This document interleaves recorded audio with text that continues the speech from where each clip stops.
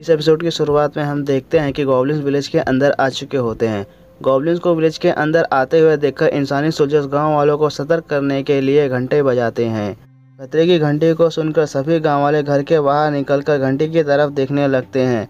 घंटी की आवाज़ सुनकर एक आदमी अपनी खिड़की से बाहर देखते हुए कहता है, घंटी की आवाज़ क्यों आ रही है, क्या हुआ है, वो सोल्जर्स वहाँ पर क्यों खड़े हैं। तभी एक गॉब्लिन आता है और उस आदमी के पीठ पर चाकू मारकर उसे मार देता है। गॉब्लिन को अपने सामने देखकर सभी गांव वाले डर जाते हैं। फिर वो गॉब्लिन सोल्जर आदमियों को मारकर औरतों को पकड़ने लगते हैं। सभी गांव वाले अपनी जान बचाने के लिए यहाँ भाग रहे होते हैं। गांव वाले कहीं भी छुप न पाए, इसीलिए वो गॉब्लिन्स पूरे गांव में आग लगा देते हैं। वहीं दूसरी तरफ अलीसा आराम से सेव खाते हुए जा रही होती है। तभी वो अपने सामने के घरों को देखती है तो उन घरों में आग लगी होती है। अलीसा को समझ में नहीं आ रहा होता है कि ये सब क्या हो रहा है, ये आग कैसे लगी। तभी अलीसा के सामने से कुछ लोग भागते हुए जा रहे होते हैं। वो लोग भागते हुए चिल्ला रहे होते हैं, जल्दी चलो, वो लोग आ रहे हैं। ऐसे सभी लोगों को भागते हुए देखकर अलीसा को कुछ भी समझ में नहीं आ रहा होता है। अलीसा उन लोगों से पूछने की कोशिश करती है कि क्या चल रहा है, तुम लोग ऐसे क्यों भाग रहे हो। तभी एक बूढ़ा आदमी अलीसा से आकर कहता है, मिस, तुम्हें यहाँ से भाग जाना चाहिए। उस बूढ़े आदमी की बात सुनने के बाद अलीसा उस बूढ़े आदमी से कहती है, आप आग की चिंता मत करें, मैं उसे अपने आइस मैजिक से बुझा सकती हूँ। इससे पहले कि अलीसा उस बूढ़े आदमी से कुछ और बोल पाती, तभी एक तीर उड़ता हुआ आकर उस बूढ़े आदमी के पेट के आर पार हो जाता है, जिस वजह से उस बूढ़े आदमी के शरीर से फव्वारे की तरह खून निकलने लगते हैं। उस खून के कुछ छींटे अलीसा के चेहरे पर भी पड़ जाते हैं। उस बूढ़े आदमी को अपने सामने दम तोड़ते हुए देखकर अलीसा का चेहरा गुस्से के मारे काला पड़ जाता है। उस बूढ़े आदमी को मारने के बाद वो गॉब्लिन जोर जोर से हंसने लगते हैं। तभी अचानक वहाँ पर बहुत ठंडी ठंडी हवा चलने लगती है। वो हवा इतनी ठंडी होती है कि वो तीर पकड़ा हुआ गॉब्लिन, उसका पूरा शरीर बर्फ में बदल जाता है। उस गॉब्लिन के शरीर को बर्फ में बदलने के बाद उसके शरीर के छोटे छोटे टुकड़े हो जाते हैं। तभी उन गॉब्लिन की नज़र अलीसा पर जाती है तो गॉब्लिन देखते हैं कि ये ठंडी बर्फ जैसी हवा अलीसा की आइस मैजिक की वजह से आ रही होती है। उस समय अलीसा गुस्से में किसी आइस एंजल की तरह दिख रही होती है। तभी वो गॉब्लिन्स अलीसा के ऊपर अटैक कर देते हैं। उन गॉब्लिन्स को अपने ऊपर अटैक करते देख अलीसा अपनी तलवार को म्यान से निकालते हुए उन गॉब्लिन से कहती है, तुम लोगों की हिम्मत कैसे हुई इस विलेज पर अटैक करने की। अब मैं तुम लोगों को ऐसी मौत दूंगी जिससे तुम लोगों की आत्मा तक कांप जाएगी। तभी अलीसा अपने आइस मैजिक को रिलीज करती है, जिस वजह से अलीसा के चारों तरफ बर्फ के पहाड़ बन जाते हैं। फिर वो सभी गॉब्लिन अलीसा पर अपने अपने चाकुओं से वार करने जाते हैं। इससे पहले उन गॉब्लिन्स के अटैक अलीसा को लगे, अलीसा अपने आइस मैजिक का इस्तेमाल करके बर्फ के नोकीले पत्थर बना लेती है। फिर अलीसा उन बर्फ के पत्थरों से उन गॉब्लिन पर अटैक कर देती है, जिस वजह से बहुत सारे गॉब्लिन्स मारे जाते हैं। तभी एक गॉब्लिन जो घर के ऊपर छुपा होता है वो पीछे से अलीसा पर तीर धनुष से अटैक करता है, पर उस गॉब्लिन का तीर जाकर किसी बर्फ जैसी चीज से टकरा जाता है। अपने अटैक को बेकार होता देखकर वो गॉब्लिन बहुत डर जाता है। इसके बाद हम लोग अलीसा को देखते हैं, जिसके पीठ से बर्फ के पंख बाहर निकलने लगते हैं।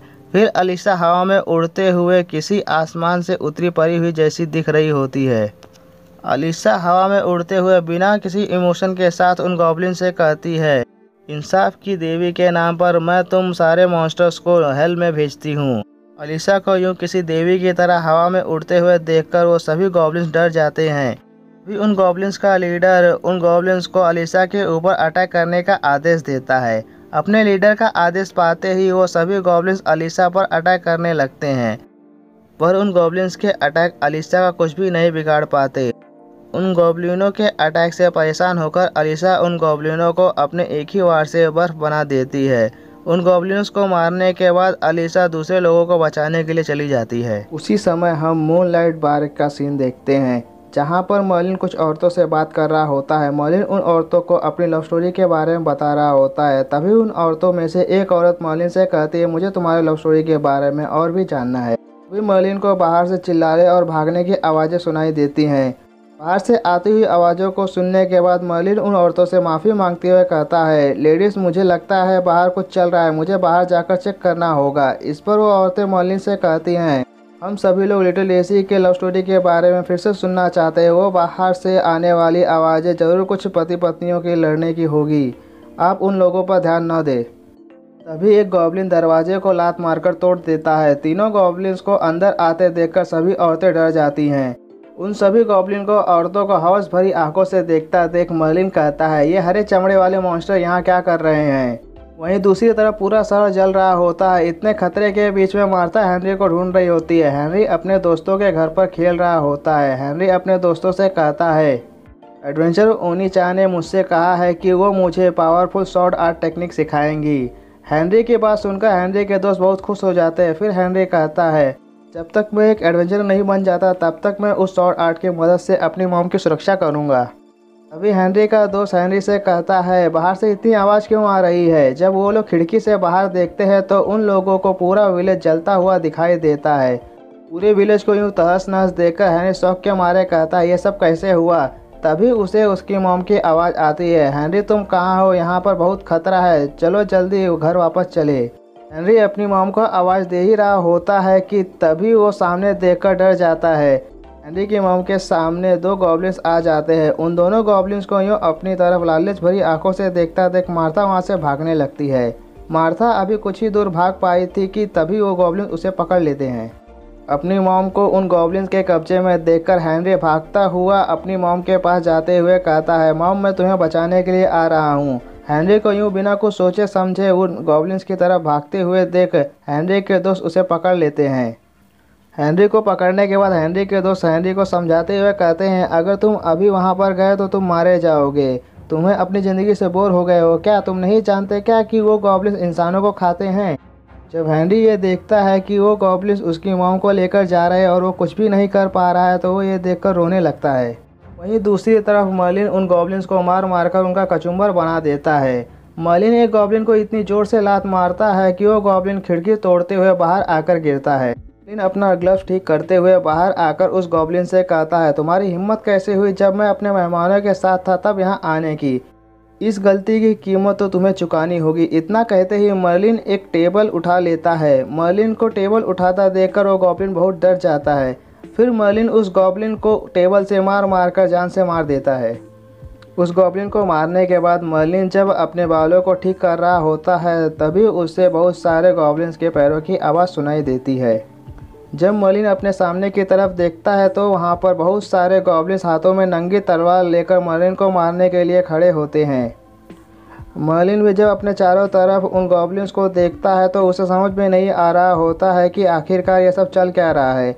पूरे विलेज में इतनी तबाही कैसे हो गई। वो सभी गॉब्लिन्स मर्लिन को अकेला खड़ा देखकर हंस रहे होते हैं।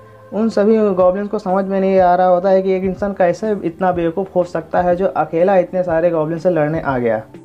तभी एक गॉब्लिन बाहर आता है जो उन सभी गॉब्लिन्स का लीडर होता है। वो उन सभी गॉब्लिन्स को मर्लिन को मारने का ऑर्डर दे। अपने लीडर से ऑर्डर पाकर वो सभी गॉब्लिन्स मर्लिन को मारने के लिए उसके पास आते हैं। तभी मर्लिन उन गॉब्लिन्स को देखते हुए कहता है, तुम कमज़ोर मॉन्स्टर कहीं के, तुम लोगों की हिम्मत कैसे हुई मुझ पर अटैक करने की। इतना कहकर मर्लिन अपनी तलवार से उन सभी गॉब्लिन्स पर अटैक करता है जिस वजह से वो गॉब्लिन्स एक ही जगह पर जम जाते हैं। तभी मर्लिन अपनी तलवार को म्यान में रखते हुए उन गॉब्लिन से कहता है, ये रहा मेरा तुम जैसे गंदे क्रीचर्स को आखिरी अलविदा।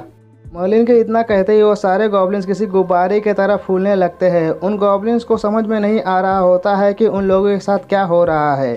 तभी वो सभी गॉब्लिन्स दिवाली के किसी पटाखे जैसे फूटने लगते हैं। उस धमाके की वजह से चारों तरफ खून ही खून फैल जाता है। इसके बाद हम उस बूढ़े गॉब्लिन को देखते हैं जो एक ऊंची इमारत की छत पर खड़े होकर इंसानों को अपनी जान बचाकर भागते हुए देख रहा होता है।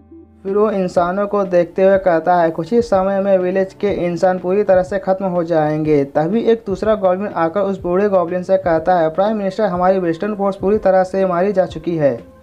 किसी ने उन लोगों को बहुत ही बेरहमी के साथ मारा है। दूसरे गॉब्लिन की बात सुनकर उस बूढ़े गॉब्लिन को बहुत बड़ा झटका लगता है। फिर वो बूढ़ा गॉब्लिन उस गॉब्लिन से डरते हुए पूछता है, क्या वहाँ पर कोई हाई रैंक एडवेंचरर था। बूढ़े गॉब्लिन का सवाल सुनकर वो दूसरा गॉब्लिन बूढ़े गॉब्लिन से कहता है, मुझे नहीं पता प्राइम मिनिस्टर। उस इंसान के अंदर से हमें ना तो कोई ऑरा और ना ही कोई माना महसूस हो रहा था। वो किसी आम इंसान की तरह हैंडसम और सुनहरे बालों वाला सुंदर आदमी था। दूसरे गॉब्लिन की बात सुनने के बाद वो बूढ़ा गॉब्लिन उस गॉब्लिन से कहता है, इस बात से कोई फ़र्क नहीं पड़ता कि वो आदमी बहुत हैंडसम था। हम लोग गॉब्लिन से हम लोगों को आदमियों में कोई इंटरेस्ट नहीं है, हमें तो बस औरतें चाहिए। फिर वो बूढ़ा गॉब्लिन कुछ सोचते हुए कहता है, हमारी वेस्टर्न फोर्स को अकेले ही ख़त्म करने वाला इंसान कोई आम आदमी नहीं हो सकता। यहाँ पर कुछ ऐसा है जो मुझे समझ में नहीं आ रहा है। बूढ़े गॉब्लिन की बात सुनकर वो दूसरा गॉब्लिन बूढ़े गॉब्लिन से कहता है, मैंने अपने आंखों से देखा है कि कैसे वो अपनी तलवार से किसी मौत के देवता की तरह तांडव कर रहा था। प्राइम मिनिस्टर, एक और बात, हमने जिन सोल्जर्स को मेन स्ट्रीट पर हमला करने के लिए भेजा था वो सभी लोग बर्फ़ में जमकर मारे जा चुके हैं। उन सभी को मारने वाला एक सिल्वर कलर के बालों वाला मैजिक सॉर्ट्समैन है और वो अभी हमारी तरफ आ रहा है।